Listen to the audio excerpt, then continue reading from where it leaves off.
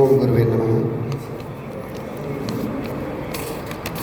ಪ್ರಥಮದಲ್ಲಿ ವಿಮಲ ವೀರಶೈವ ಮಹಾಮತ ಸಿದ್ಧಾಂತ ಪ್ರತಿಪಾದಕರಾದ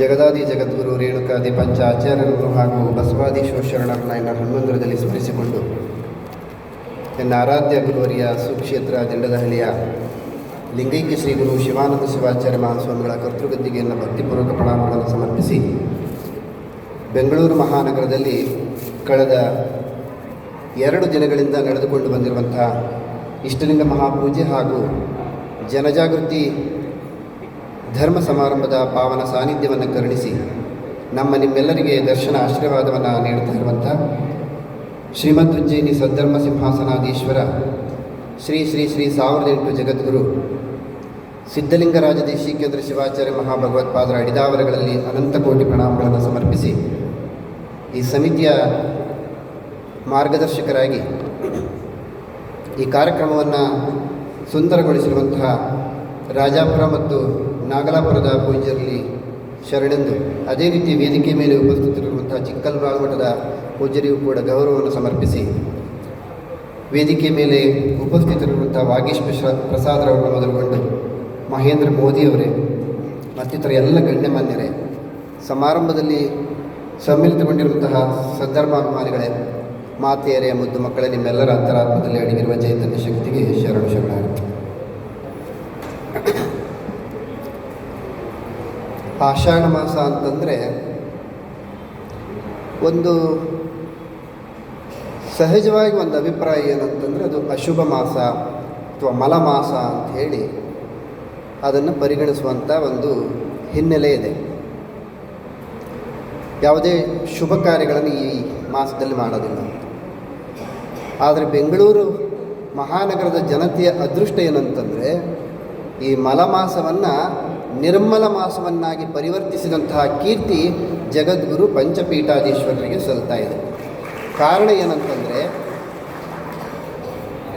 5 ಪೀಠಗಳಲ್ಲಿ 3 ಪೀಠದ ಜಗದ್ಗುರುಗಳು ಒಂದೇ ತಿಂಗಳಲ್ಲಿ ಮೇಲಿಂದ ಮೇಲೆ ಈ ಮಹಾನಗರಕ್ಕೆ ಆಗಮಿಸಿ ಇಲ್ಲಿನ ಸದ್ಭಕ್ತರಿಗೆ ಧರ್ಮ ಪ್ರಬೋಧನೆಯನ್ನು ನೀಡುವುದರ ಜೊತೆಗೆ ಇಷ್ಟಲಿಂಗ ಪೂಜಾನುಷ್ಠಾನ ಹಾಗೆ ಧರ್ಮ ಜಾಗೃತಿಯ ಕಾರ್ಯವನ್ನು ನಿರಂತರವಾಗಿ ಮಾಡಿಕೊಂಡು ಬರ್ತಾ ಇದ್ದಾರೆ. ಆ ನಿಟ್ಟಿನೊಳಗೆ ಉಜ್ಜಯಿನಿ ಜಗದ್ಗುರುಗಳ 12ನೇ ವರ್ಷದ ಆಷಾಢ ಮಾಸದ ಪೂಜಾ ಕಾರ್ಯಕ್ರಮದಲ್ಲಿ ನೀವೆಲ್ಲರೂ ಕೂಡ ಪಾಲ್ಗೊಂಡಿದ್ದೇವೆ.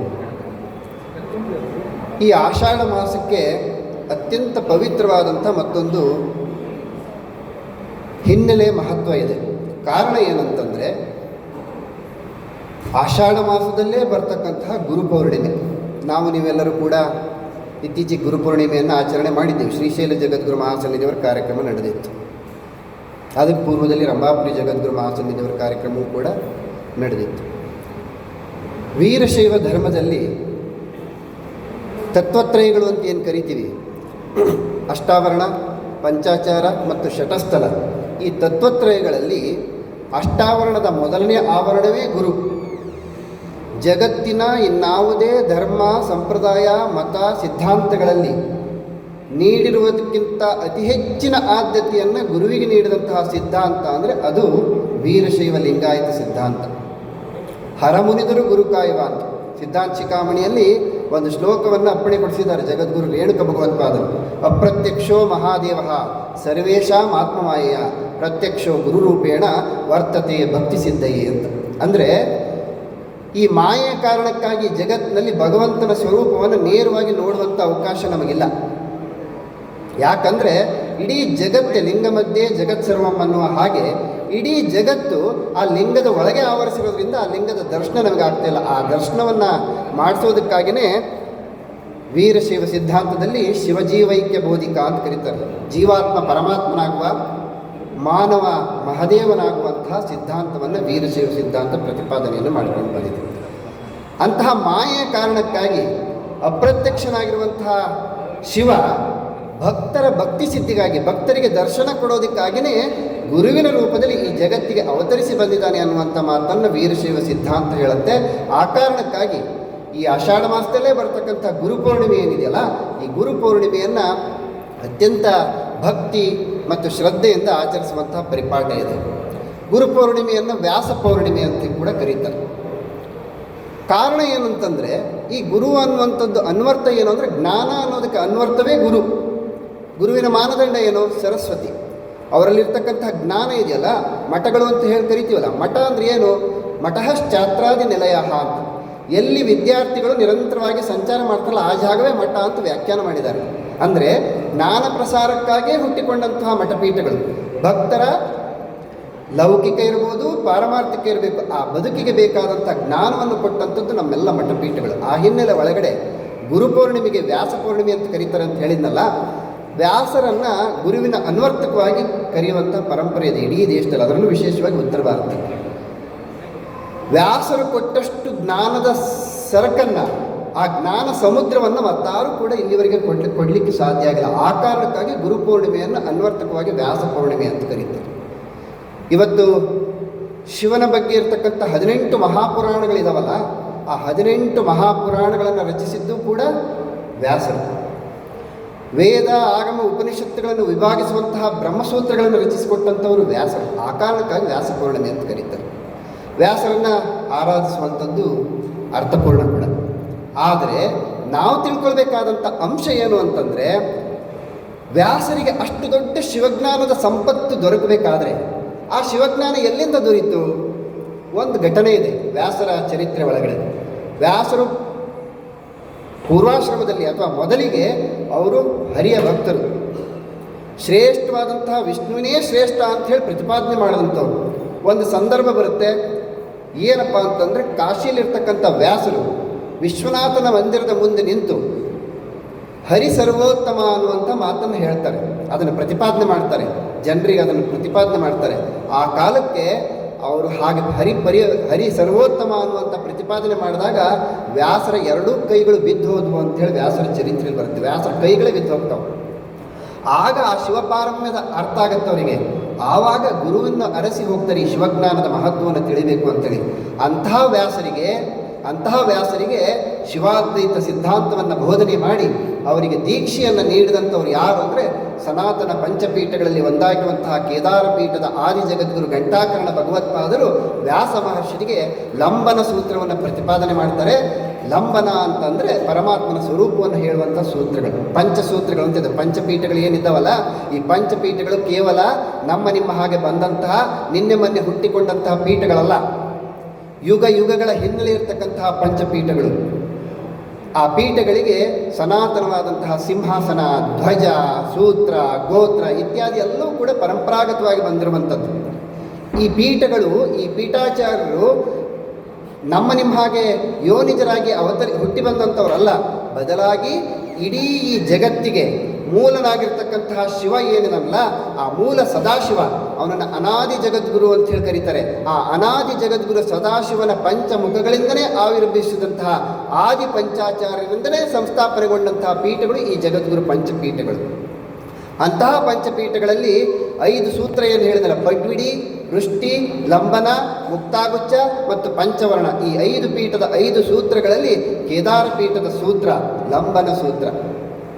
ಈ 5 ಸೂತ್ರಗಳು ಏನನ್ನು ಪ್ರತಿಪಾದಿಸ್ತವೆ ಅಂದರೆ, ನಿನ್ನ ಈ ಹುಟ್ಟನ್ನು ಕಳೆದುಕೊಂಡು ಮುಕ್ತಿಯ ಮಾರ್ಗವನ್ನು ಪಡೆಯುವಂತಹ, ಪರಮ ಪದವಿಯನ್ನು ಪಡೆಯುವಂತಹ ಮಾರ್ಗ ಏನು ಅನ್ನುವಂಥದ್ದನ್ನು ಪದ್ವಿಡಿ ಸೂತ್ರ ಹೇಳಿದರೆ, ಈ ಜೀವಾತ್ಮನ ಸ್ವರೂಪವನ್ನು ವಿವರಿಸುವಂತಹ ಸೂತ್ರ ಉಜ್ಜಯಿನಿ ಪೀಠದ ವೃಷ್ಟಿ ಸೂತ್ರ. ಆ ಜೀವಾತ್ಮ ಆಯಿತು, ಪರಮಾತ್ಮನ ಸ್ವರೂಪವನ್ನು ತಿಳಿಸುವಂತಹ ಪೀಠವೇ ಕೇದಾರ ಪೀಠ. ಲಂಬನ ಸೂತ್ರ ಅಂತ ಏನು? ಲಂಬಕೋನ ಅಂತೆಲ್ಲ ಕೇಳಿದಿರಲ್ಲ. ಲಂಬನ ಅಂತಂದರೆ ಎಲ್ಲಕ್ಕಿಂತ ಎತ್ತರವಾದದ್ದು.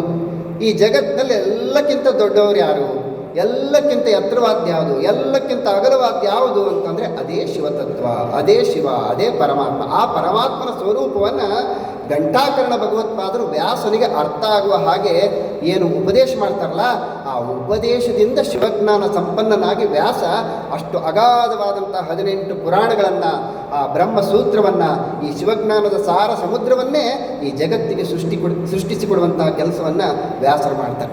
ಇಂಥ ಹಿನ್ನೆಲೆಯಲ್ಲಿ ಬಂದಂತಹ ಪಂಚಪೀಠಗಳು.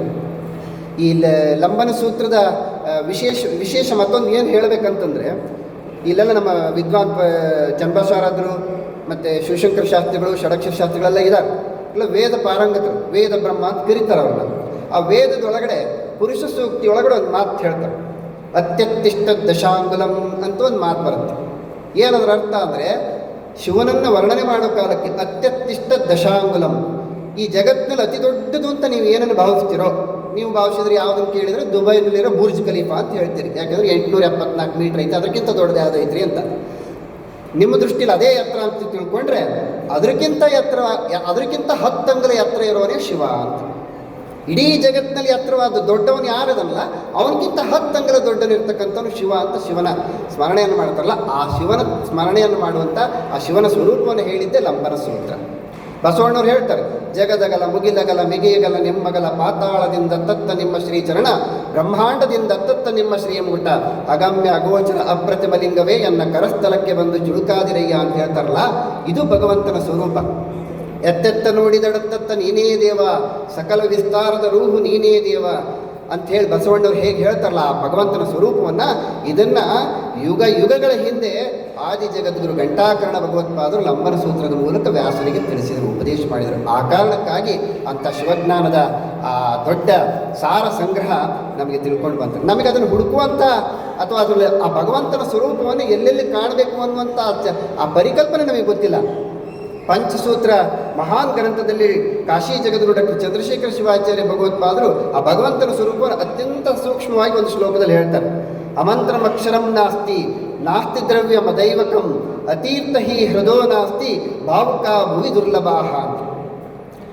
ನಿಮಗೆಲ್ಲರಿಗೂ ಗೊತ್ತಿದೆ, ಮಂತ್ರ ಆಗದೆ ಇರತಕ್ಕಂತಹ ಅಕ್ಷರವೇ ಈ ವರ್ಣಮಾಲೆಯಲ್ಲಿಲ್ಲ. ಎಲ್ಲ ಅಕ್ಷರಗಳು ಕೂಡ ಮಂತ್ರವೇ. ಹಾಗೆ ಈ ಜಗತ್ತಿನಲ್ಲಿರ್ತಕ್ಕಂಥ ಯಾವ ವಸ್ತುವು ಭಗವಂತನ ಸ್ವರೂಪ ಇಲ್ಲದೆ ಇರತಕ್ಕಂಥ ವಸ್ತುಗಳೇ ಇಲ್ಲ. ಪ್ರತಿಯೊಂದು ವಸ್ತುವಿನಲ್ಲಿ ಭಗವಂತನನ್ನು ಕಾಣ್ತೀವಿ. ನಾವು ಫೋಟೋದ ಮೂಲಕ ನೋಡ್ತೀವಿ, ಮೂರ್ತಿ ಮೂಲಕ ನೋಡ್ತೀವಿ, ಸಗಣಿಯಲ್ಲಿ ಮೂರ್ತಿಯನ್ನು ದೇವರನ್ನು ಮಾಡ್ತೀವಿ. ನಮ್ಮ ಪರಿಕಲ್ಪನೆ ಮಣ್ಣಿನಲ್ಲಿ ಮಾಡ್ತೀವಿ, ಕಲ್ಲಿನಲ್ಲಿ ಮಾಡ್ತೀವಿ, ಲೋಹದಲ್ಲಿ ಮಾಡ್ತೀವಿ. ಅಂದರೆ ಭಗವಂತನ ಸ್ವರೂಪವನ್ನು ಸೃಷ್ಟಿಸದೇ ಇರತಕ್ಕಂಥ ಒಂದೇ ಒಂದು ದ್ರವ್ಯ ಈ ಜಗತ್ತಿನಲ್ಲಿಲ್ಲ. ಎಲ್ಲ ರೀತಿಯಾದಂತಹ ದ್ರವ್ಯದಲ್ಲೂ ಕೂಡ ಭಗವಂತನನ್ನು ಕಾಣುವಂಥವ್ರು ನಾವು. ಅದೇ ರೀತಿ ಆದರೆ ಆ ಭಗವಂತನ ಸ್ವರೂಪವನ್ನು ಕರೆಕ್ಟಾಗಿ ಹುಡುಕುವಂಥ, ಗಮನಿಸುವಂಥ, ಕಂಡುಕೊಳ್ಳುವಂತಹ ಮನಸ್ಸಿನ ಕೊರತೆ ಮಾತ್ರ ಈ ಜಗತ್ತಿನಲ್ಲಿದೆ ಅನ್ನುವಂಥದ್ದು. ಇದು ಈ ಲಂಬನ ಸೂತ್ರದ ವಿಶೇಷತೆ. ಈ ಸೂತ್ರದ ಅನ್ವಯವಾಗಿಯೇ ಇವತ್ತು ವ್ಯಾಸರು ಅಷ್ಟು ದೊಡ್ಡ ಶಿವಜ್ಞಾನವನ್ನು ಬರೆದುಕೊಟ್ಟಿದ್ದಾರೆ. ಅಂತಹ ಆದಿ ಜಗದ್ಗುರು ಪರಂಪರೆಯಲ್ಲಿ ಬಂದಂತಹ ಪಂಚಪೀಠಗಳು ಇವತ್ತು ದೇಶದ ಉದ್ದಗಲಕ್ಕೆ ನಿರಂತರವಾಗಿ ಯುಗಗಳಿಂದ ಮಾಡಿದಂತಹ ಧರ್ಮ ಸಂಸ್ಕಾರದ ಪ್ರಬೋಧನೆಯ ಫಲವೇ ನಾವು ನೀವೆಲ್ಲರೂ ಕೂಡ ಇವತ್ತು ಇಷ್ಟು ಸುಭಿಕ್ಷವಾಗಿ ಕಾಲವನ್ನು ಕಳೀಲಿಕ್ಕೆ ಸಾಧ್ಯ ಆಗಿದೆ. ಬೆಳಗಿನ ಆಶೀರ್ವಚನದಲ್ಲಿ ಮಹಾಸನ್ನಿಧಿಯವರು ಅಪ್ಪಣೆಯನ್ನು ಕೊಡಿಸ್ತಾ ಇದ್ರು ಇಷ್ಟಲಿಂಗದ ಮಹತ್ವವನ್ನೆಲ್ಲ ಹೇಳೋ ಕಾಲಕ್ಕೆ. ಕೇವಲ ಭಾರತ ಮಾತ್ರ ಅಲ್ಲ, ಈ ಧರ್ಮದ ಸಾರ ಸರ್ವಸ್ವವನ್ನು ಅರ್ಥೈಸಿಕೊಂಡಂತಹ ಎಷ್ಟೋ ವಿದೇಶಿಗರು ತಮ್ಮ ಆತ್ಮೋನ್ನತಿಯ ಮಾರ್ಗವನ್ನು ಈ ಧರ್ಮದ ಮೂಲಕ ಕಂಡುಕೊಂಡಿದ್ದಾರೆ. ಅದು ಈ ಧರ್ಮ ಈ ಜಗತ್ತಿಗೆ ಕೊಟ್ಟಂತಹ ಕೊಡುಗೆ.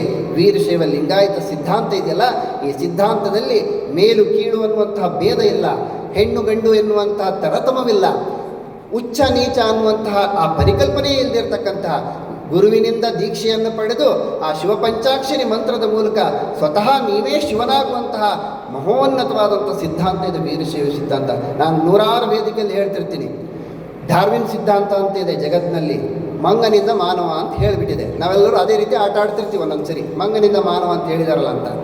ವಾಸ್ತವದಲ್ಲಿ ಮಂಗನಿಂದ ಮಾನವ ಅನ್ನುವಂಥದ್ದು ಭಾರತೀಯರಿಗೆ ಅನ್ವಯ ಆಗೇ ಇಲ್ಲ. ಅದರಲ್ಲೂ ವಿಶೇಷವಾಗಿ ವೀರಶೈವ ಲಿಂಗಾಯತರು ನಾವು ಮಂಗನಿಂದ ಮಾನವ ಅಲ್ಲ, ನಾವು ಮಹಾದೇವನಿಂದ ಮಾನವ ಅನ್ನುವಂಥ ಸಿದ್ಧಾಂತವನ್ನು ಒಪ್ಪಿದವರು. ಅದಕ್ಕೆ ಸಾಕ್ಷಿ ಯಾರು ಅಂತಂದರೆ ಆದಿ ಜಗದ್ಗುರು ಪಂಚಪೀಠಗಳು. ಅವರು ಕೊಟ್ಟಂತಹ ದೀಕ್ಷೆ, ಅವರು ಕೊಟ್ಟಂತಹ ಉಪದೇಶದಿಂದ ಪ್ರತಿಯೊಬ್ಬ ಜೀವಾತ್ಮನು ಕೂಡ ಪರಮಾತ್ಮನಾಗಲು ಸಾಧ್ಯ ಅನ್ನೋದಕ್ಕೆ ಸಾವಿರಾರು ಉದಾಹರಣೆಗಳು ಇದ್ದಾವೆ. ಅಂತಹ ನಿಟ್ಟಿನೊಳಗೆ ಇವತ್ತು ಉಜ್ಜಯಿನಿ ಪೀಠ, ಈ ಪೀಠಗಳಿಗೆ ಯುಗಗಳ ಇತಿಹಾಸ ಇದೆ ಅಂತ ಹೇಳಿದೆ ನಾನು. ಕೃತಯುಗದಲ್ಲಿ, ತ್ರೇತಾಯುಗದಲ್ಲಿ, ದ್ವಾಪರ ಯುಗದಲ್ಲಿ, ಈ ಕಲಿಯುಗದಲ್ಲಿ, ಎಲ್ಲ ಯುಗದಲ್ಲೂ ಕೂಡ ಆದಿ ಆಚಾರ್ಯರು ಈ ಧರ್ಮ ಪ್ರಬೋಧನೆಯನ್ನು ನಿರಂತರವಾಗಿ ನಡೆಸಿಕೊಂಡು ಬಂದಿದ್ದಾರೆ ಅಂಥೇಳಿ. ಆದಿ ಕೃತಯುಗದಲ್ಲಿ ಏಕಾಕ್ಷರ, ದ್ವ್ಯಕ್ಷರ, ತ್ರಕ್ಷರ, ಚತುರಕ್ಷರ, ಪಂಚಾಕ್ಷರ ಅನ್ನುವಂಥ ಹೆಸರಿನಲ್ಲಿ, ತ್ರೇತಾಯುಗದಲ್ಲಿ ಏಕವಕ್ತ್ರ, ದ್ವಿವಕ್ತ್ರ, ತ್ರಿವಕ್ತ್ರ, ಚತುರ್ವಕ್ತ್ರ ಮತ್ತು ಪಂಚವಕ್ತ್ರ ಅನ್ನೋ ಹೆಸರಿನಲ್ಲಿ, ಯಾವ ದ್ವಾಪರ ಯುಗದಲ್ಲಿ ರೇಣುಕಾಚಾರ್ಯರು, ಧಾರುಕಾಚಾರ್ಯರು, ಘಂಟಾಕರ್ಣಾಚಾರ್ಯರು, ಧೇನುಕರ್ಣಾಚಾರ್ಯರು ಮತ್ತು ವಿಶ್ವಕರ್ಣಾಚಾರ್ಯರು ಅನ್ನೋ ಹೆಸರಿನಲ್ಲಿ, ಕಲಿಯುಗದಲ್ಲಿ ರೇವಣಾರಾಧ್ಯರು, ಮರುಳಾರಾಧ್ಯರು, ಏಕೋರಾಮರಾಧ್ಯರು, ಪಂಡಿತಾರಾಧ್ಯರು ಮತ್ತು ವಿಶ್ವಾರಾಧ್ಯರು ಈ ಹೆಸರಿನಿಂದ ಈ ಭೂಮಿಯಲ್ಲಿ ಶಿವಾದ್ವೈತ ಸಿದ್ಧಾಂತವನ್ನು ಶಾಶ್ವತವಾಗಿ ನೆಲೆಗೊಳಿಸಿದ್ದಾರೆ. ಇವಕ್ಕೆಲ್ಲವೂ ಕೂಡ ಬಹಳಷ್ಟು ಹಿನ್ನೆಲೆ ಇದೆ, ಸಾಕ್ಷಿ ಇದೆ. ಏನದು ಏಕಾಕ್ಷರ? ಕೇವಲ ಆದಿ ಜಗದ್ಗುರು ಸದಾಶಿವನಿಂದನೇ ಉಪದೇಶ ಮತ್ತು ದೀಕ್ಷೆಯನ್ನು ಪಡೆದಂಥ ಆದಿ ಪಂಚಾಚಾರ್ಯರಿಗೆ ಭಗವಂತನೇ ಇಟ್ಟಂಥ ನಾಮಗಳಿವು. ಏಕಾಕ್ಷರ ಅಂತ ಏನು? ಒಂದಕ್ಷರದ ಸೂತ್ರವನ್ನು ಅವರಿಗೆ ಬೋಧನೆ ಮಾಡ್ತಾರೆ, ಅದಕ್ಕೆ ಏಕಾಕ್ಷರ ಅನ್ನುವಂಥ ಹೆಸರು. ಉಜ್ಜಯಿನಿ ಪೀಠದ ಒಡೆಯರಿಗೆ ದ್ವಕ್ಷರ ಅನ್ನುವಂಥ ಎರಡಕ್ಷರದ ಸೂತ್ರವನ್ನು ಬೋಧನೆ ಮಾಡಿದ್ರು, ವೃಷ್ಟಿ ಸೂತ್ರ ಅಂತ. ವೃಷ್ಟಿ ಅನ್ನೋದು ಎರಡಕ್ಷರದ ಸೂತ್ರ ಅಂತ. ಈ ಜಗತ್ತಿನಲ್ಲಿ ಈ ಜಗತ್ತಿಗೆ ಬರುವಂತಹ ಪ್ರತಿಯೊಂದು ಜೀವಾತ್ಮನು ಕೂಡ ಯಾವ ಮೂಲಕ ಈ ಜಗತ್ತನ್ನು ಪ್ರವೇಶ ಮಾಡುತ್ತೆ ಅಂದರೆ ಅದು ನೀರಿನ ಮೂಲಕವೇ ಪ್ರವೇಶ ಮಾಡುತ್ತೆ. ಅಂದರೆ ಜೀವಾತ್ಮನ ಗುಟ್ಟು ಆ ವೃಷ್ಟಿ ಸೂತ್ರದಲ್ಲಿ ಅಡಗಿದೆ. ಅದೇ ಮುಂದೆ ತ್ರೇತಾಯುಗದಲ್ಲಿ ಏಕವಕ್ತ್ರ ಮತ್ತು ದ್ವಿವಕ್ತ್ರ ಅಂತ. ಏನು ದ್ವಿವಕ್ತ್ರ? ವಕ್ತ್ರ ಅಂದರೆ ಮುಖ ಅನ್ನೋ ಅರ್ಥ ಸಹಜವಾಗಿದೆ. ವಕ್ತ್ರ ಅಂದರೆ ಏನು? ಮುಖ ಅಂತ. ಆದರೆ ಮುಖ ಅನ್ನೋದಕ್ಕೆ ಶಾಸ್ತ್ರಾರ್ಥದಲ್ಲಿ ನಾವು ಗುರುತಿಸೋದಾದರೆ ಅದನ್ನು ಶಕ್ತಿ ಅಂತ ಕರಿತೀವಿ. ಶಿವನಿಗೆ 5 ಶಕ್ತಿಗಳಿದ್ದಾವೆ. ಆ 5 ಶಕ್ತಿಯಿಂದಲೇ ಈ ಜಗತ್ತು ನಡೀತಾ ಇರೋದು. ಸೃಷ್ಟಿ, ಪಾಲನೆ, ಸಂಹಾರ, ನಿಗ್ರಹ ಮತ್ತು ಅನುಗ್ರಹ. ಈ 5 ಶಕ್ತಿಗಳೇ ಶಿವನ ಶಕ್ತಿಗಳು. ಆ ಶಕ್ತಿಯನ್ನೇ ಈ ಆದಿ ಪಂಚಾಚಾರ್ಯರಿಗೆ ಸದಾಶಿವ ಆಶೀರ್ವಾದ ಮಾಡ್ತಾನೆ. ಆ ಶಕ್ತಿಗಳಿಗೆ ಇವತ್ತೇನು ಜಗತ್ತಿನಲ್ಲಿ ಪಂಚ ಅನ್ನುವಂಥ ಹೆಸರಿನಿಂದ ಕರೆಯುವಂಥ ಯಾವ ವಸ್ತುಗಳಿದಾವಲ್ಲ ಅಲ್ಲೆಲ್ಲವೂ ಕೂಡ ಅದರಲ್ಲಿ ಎಲ್ಲದರಲ್ಲೂ ಕೂಡ ಆ ಭಗವಂತನ ಸ್ವರೂಪ ಇದೆ. ಆ ಕಾರಣಕ್ಕಾಗಿಯೇ ಪಂಚಭೂತಗಳು, ಪಂಚತತ್ವಗಳು, ಪಂಚಸೂತ್ರಗಳು, ಪಂಚಾಕ್ಷರ ಮಹಾಮಂತ್ರ ಅಂತ ಹೇಳ್ತೀರಿ ನೀವು. ಆ ಪಂಚಾಕ್ಷರ ಮಹಾಮಂತ್ರ ಅಂದರೆ ಕೇವಲ ಶಿವನ ಸ್ಮರಣೆ ಅಲ್ಲ, ನಾವು ಈ ಸೃಷ್ಟಿಗೆ ಬರಲಿಕ್ಕೆ ಕಾರಣವಾಗಿರುವಂಥ ಪಂಚಭೂತಗಳ ಸ್ಮರಣೆಯೇ ಪಂಚಾಕ್ಷರ ಮಂತ್ರದ ಜಪ. ಆ ಮೂಲಕ ಇವತ್ತು ಜಗದ್ಗುರು ಪಂಚಾಚಾರ್ಯರನ್ನ ನಮಿಸಬೇಕಾದ್ರೆ ಹೇಳ್ತೀವಿ ಪಂಚಾಸ್ಯ ವದನೋದ್ಭೂತಾನ್ ಪಂಚತತ್ವದಿ ನಾಯಕಾನ್ ಅಂತ ಹೇಳ್ತೀವಿ. ಪಂಚಾಕ್ಷರ ಮನೋಪಮಾನ್ ಅಂತ ಹೇಳಿ ಕರಿತೀವಿ. ಪಂಚಾಕ್ಷರ ಸ್ವರೂಪವೇ ಪಂಚಾಚಾರ್ಯರು ಮತ್ತು ಪಂಚಪೀಠಗಳನ್ನು ಅನ್ನೋ ಮಾತನ್ನು ಹೇಳ್ಕೊಂಡು ಬರ್ತೀವಲ್ಲ. ಹಾಗೆ 5 ಮುಖಗಳು, 5 ಶಕ್ತಿಗಳದು. ಮುಖ ಅಂತಂದ್ರೆ ಶಕ್ತಿ ಹೇಗ್ರಿ? ನೀವೆಲ್ಲರೂ ಜಗಳ ಆಡಿದಾಗ ಹೇಳ್ತಿರ್ತೀರಿ, ಬೇಡ ನೋಡು ನಂದು ಇನ್ನೊಂದು ಮುಖ ನೋಡಿಲ್ಲ ನೀನು ಅಂತ. ಎಲ್ಲೈತಿ ಇನ್ನೊಂದು ಮುಖ? ಇರೋದು ಒಂದೇ ಮುಖ. ಅಂದರೆ ಅದರ ಅರ್ಥ ನನ್ನ ಶಕ್ತಿ ನಿನಗೆ ಗೊತ್ತಿಲ್ಲ, ನಾನು ಕೆಟ್ಟವನಿದ್ದೀನಿ ಅಂತ ಹೇಳೋ ಕಾಲಕ್ಕೆ ಹೇಳ್ತೀವಲ್ಲ, ನನ್ನ ಇನ್ನೊಂದು ಮುಖ ನೋಡಿಲ್ಲ. ಇನ್ನೊಂದು ಮುಖ ಅಂದರೆ ನನ್ನ ಇನ್ನೊಂದು ಶಕ್ತಿ ನಿನಗೆ ಗೊತ್ತಿಲ್ಲ ಅಂತ, ಇನ್ನೊಂದು ಶಕ್ತಿ ಗೊತ್ತಿಲ್ಲ. ಹಾಗೆ ಪಂಚವಕ್ತ್ರ ಅಂತಂದರೆ 5 ಮುಖ ಅಂತಂದರೆ ಆ 5 ಶಕ್ತಿಯ ಪ್ರತೀಕ. ಹಾಗೆ ಉಜ್ಜಯಿನಿ ಪೀಠದ ತ್ರೇತಾಯುಗದ ದ್ವಿವಕ್ತ್ರ ಶಿವಾಚಾರ್ಯ ಇದ್ರಲ್ಲ, ಅವರಿಗೆ 2 ಶಕ್ತಿಗಳಿದ್ದಾವೆ. ಏನು 2 ಶಕ್ತಿ? ಈ ಜಗತ್ತಿನಲ್ಲಿ ಯಾವುದೇ ಜೀವಿ ಸೃಷ್ಟಿ ಆಗಬೇಕು ಅಂದರೆ ಅದಕ್ಕೆ ಜಲ, ವೃಷ್ಟಿ ಬೇಕೇ ಬೇಕು. ನೀವು ನೋಡ್ರಿ, ಒಂದು ಸಸ್ಯ, ಒಂದು ಗಿಡ, ಒಂದು ಪಕ್ಷಿ, ಒಂದು ಪ್ರಾಣಿ ಯಾವ್ದು ಹುಟ್ಟಬೇಕಂದ್ರೆ ಅದಕ್ಕೆ ನೀರು ಬೇಕು. ಆ ನೀರು ಇದ್ದಿದ್ರೆ ಹುಟ್ಟೋದಿಲ್ಲ. ಆ ನೀರು ಕೇವಲ ಹುಟ್ಟಿಗೆ ಮಾತ್ರ ಸಾಕಾ? ಆಮೇಲೆ ಬೇಡವಾ? ಇಲ್ಲ. ಸೃಷ್ಟಿ ಮತ್ತು ಪಾಲನೆ 2 ಶಕ್ತಿಗಳನ್ನು ಹೊಂದಿರುವಂಥ ಪೀಠ ಯಾವುದು ಅಂದರೆ ಅದು ಉಜ್ಜಯಿನಿ ಸದ್ಧರ್ಮ ಸಿಂಹಾಸನ ಮಹಾಪೀಠ.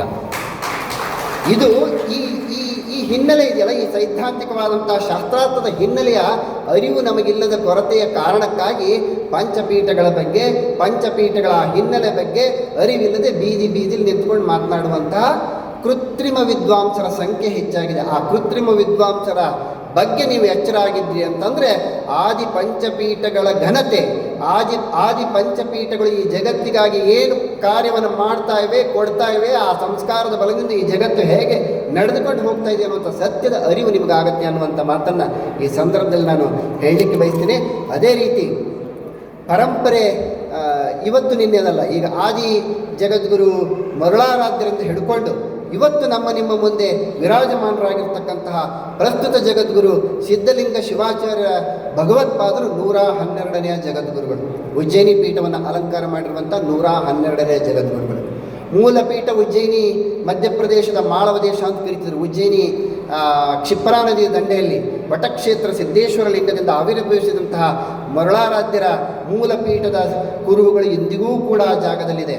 ನಾನು 20 ಸಾರಿ ಆ ಉಜ್ಜಯಿನಿ ಕ್ಷೇತ್ರವನ್ನು ದರ್ಶನ ಮಾಡಿದ್ದೀನಿ. ಆ 20 ಸರಿ ಆ ಸಿದ್ದೇಶ್ವರ ಲಿಂಗದ ದರ್ಶನವನ್ನು ಮಾಡಿ ಆ ಪೀಠದ ಆ ಪರಮ ಪಾವನ ಭೂಮಿಯಲ್ಲಿ ನಡೆದಾಡಿ ಬಂದಿದ್ದೀನಿ. ಆ ಕಾರಣಕ್ಕಾಗಿ ನಾವು ಕೂಪ ಮಂಡೂಕಗಳಾಗಿ ಕೂತಷ್ಟು ನಮಗೆ ಅರಿವಿನ ಕೊರತೆ ಆಗುತ್ತೆ. ಹೊರಗೆ ಬರಬೇಕು. ನಮ್ಮ ವೀರಶೈವರಲ್ಲಿ ಇರ್ತಕ್ಕಂಥ ಇತ್ತೀಚಿನ ಕೊರತೆ ಏನಂತಂದರೆ ಅಧ್ಯಯನ ಇಲ್ಲ, ಆ ಅಧ್ಯಯನದ ಆಚರಣೆ ಇಲ್ಲ, ಆಚರಣೆಯನ್ನು ಅನುಷ್ಠಾನಕ್ಕೆ ತರ್ತಾ ಇಲ್ಲ. ಬೇರೆಯವರಿಗೆ ಉಪದೇಶ ಮಾಡಿರಿ ಅಂದರೆ ಗಂಟೆಗಟ್ಟಲೆ ಫೇಸ್ಬುಕ್ ಲೈವ್, ಯೂಟ್ಯೂಬ್ ಲೈವ್, ಏನು ಬೇಕಾದ ಮಾಡೋದು, ಅದಕ್ಕೇನು ತಲೆ ಇಲ್ಲ ಬುಡ ಇಲ್ಲ, ಯಾರು ಬೇಕಾದ್ರೂ ಲೈವ್ ಬರ್ಬೋದು. ಎಲ್ಲ ಲೈವ್, ಅವು ಯಾವ ಲೈವ್, ನಿಮ್ಮ ಲೈವನ್ನು ಅರ್ಥಪೂರ್ಣ ಮಾಡ್ಕೊಳ್ಳೋದೇ ನಿಜವಾದ ಲೈವ್. ನಿಮ್ಮ ಲೈವ್ ಏನಿದೆಯಲ್ಲ, ನಿಮ್ಮ ಜೀವನ, ಆ ಜೀವನ ಅರ್ಥಪೂರ್ಣ ಮಾಡ್ಕೋಬೇಕು ಅಂದರೆ ಆದಿ ಜಗದ್ಗುರು ಪಂಚಾಚಾರ್ಯರು ನೀಡಿದಂತಹ ಈ ಶಿವಾದ್ವೈತ ಸಿದ್ಧಾಂತದ ಆಚರಣೆಯನ್ನು ಮಾಡಿದರೆ ಸಾಕು. ನೀವೇನು ಬೋಧನೆ ಮಾಡಬೇಕಾಗಿಲ್ಲ, ಉಪದೇಶ ಮಾಡಬೇಕಾಗಿಲ್ಲ, ಏನಿಲ್ಲ. ಭಾಳ ಸರಳ. ಸನ್ನಿಧವರು ಅಪ್ಪಣೆ ಕೊಡಿಸ್ತಾ ಇದ್ರು, ನಮಗೆ ರಾಹುಕಾಲ, ಗುಳಿಕಾಲ, ವಾರ, ನಕ್ಷತ್ರ, ತಿಥಿ ಏನಿಲ್ಲ. ನಿಮಗೆ ಇಡೀ 24 ಗಂಟೆಯಲ್ಲಿ ಒಂದು 4-5 ನಿಮಿಷದ ಸಮಯ ಯಾವಾಗ ಸಾಧ್ಯ ಆಗುತ್ತಲ್ಲ, ಆ ಸಮಯವನ್ನು 5 ನಿಮಿಷಗಳ ಕಾಲ ಆ ಶಿವ ಪೂಜೆಗೆ, ಲಿಂಗ ಧಾರಣೆಗೆ, ಲಿಂಗ ಪೂಜೆಗೆ ಮೀಸಲಾಗಿಟ್ಟರೆ ಅದಕ್ಕಿಂತ ಹೆಚ್ಚು ನಾವು ಧರ್ಮದ ಕೆಲಸ ಮಾಡ್ತೀನಿ ಯಾವುದೂ ಇಲ್ಲ. ಇದನ್ನು ನಮ್ಮ ಆಚರಣೆಯಲ್ಲಿ ತರಬೇಕಾದಂಥ ಕಾರ್ಯ ಅತ್ಯವಶ್ಯಕ ಇದೆ. ಆಚರಣೆಯಿಂದ ಮಾತ್ರ ಧರ್ಮ ಉಳಿಲಿಕ್ಕೆ ಸಾಧ್ಯ ಇದೆ ಅನ್ನೋ ನನ್ನಂಥ ಉಪನ್ಯಾಸಕರ ಉಪನ್ಯಾಸದಿಂದ ಉಳಿಲಿಕ್ಕೆ ಸಾಧ್ಯ ಇಲ್ಲ. ಈ ಅರಿವನ್ನು, ಈ ಸತ್ಯವನ್ನು ತಾವು ಅರ್ಥ ಮಾಡ್ಕೊಳ್ಬೇಕು. ಅಂತಹ ಉಜ್ಜಯಿನಿ ಪೀಠವನ್ನು ಸಂಪತ್ತಿನ ಪೀಠ ಅಂತ ಕೂಡ ಕರೀತಾರೆ. ಇದು ಸ್ವಲ್ಪ ಆಶ್ಚರ್ಯ ಮತ್ತು ಆಕರ್ಷಕವಾದ ಸುದ್ದಿ. ಎಲ್ಲರಿಗೂ ಅದು ಬೇಕಲ್ಲ, ಸಂಪತ್ತಿನ ಪೀಠ. ಆ ಸಂಪತ್ತು ನಿಮಗೆ ದೊರೆಯಬೇಕು ಅಂದರೆ ಆ ಮಹಾಚಾರ್ಯರ ಆಶೀರ್ವಾದ ನಿಮಗೆ ಆಗಬೇಕು. ಅಲ್ಲಿ ಲಕ್ಷ್ಮೀ ಸ್ತೂಪ ಅಂತಿದೆ. ಉಜ್ಜಯಿನಿ ಪೀಠ ಇದೆಯಲ್ಲ, ಈಗಿನ ಪೀಠ, ಅದು ಯಾವ 8ನೇ ಶತಮಾನದಲ್ಲಿ ಬಂದು ಇವತ್ತಿನ ವಿಜಯನಗರ ಜಿಲ್ಲೆಯ ಕೊಟ್ಟೂರು ತಾಲೂಕಿನ ಉಜ್ಜಯಿನಿಯ ಆ ಗ್ರಾಮದಲ್ಲಿ ಸಂಸ್ಥಾಪನೆಗೊಂಡಿದೆ. ಜಕಣಾಚಾರಿ, ಯಾವ ಶಿಲ್ಪಬ್ರಹ್ಮ ಜಕಣಾಚಾರಿಯಿಂದಲೇ ಕಟ್ಟಿದಂಥ ಅತ್ಯದ್ಭುತವಾದಂತಹ ಶಿಲಾಮಯ ದೇವಲ, ಜಗದ್ಗುರು ಮರಳಸಿದ್ದರು ನೆಲೆ ನಿಂತಿರುವಂತಹ ದೇಗುಲ. ಅದರೊಳಗಡೆ ಒಂದು ಸಹಸ್ರದಳ ಕಮಲ ಅಂತ, ಕಲ್ಲಿನ ಸಹಸ್ರದಳ ಕಮಲ ಇದೆ. ಆ ಸಹಸ್ರ ದಳವನ್ನು ಕೂಡ ಇವತ್ತಿಗೂ ಬಿಚ್ಚಬಹುದು ಮತ್ತು ಜೋಡಿಸ್ಬೋದು.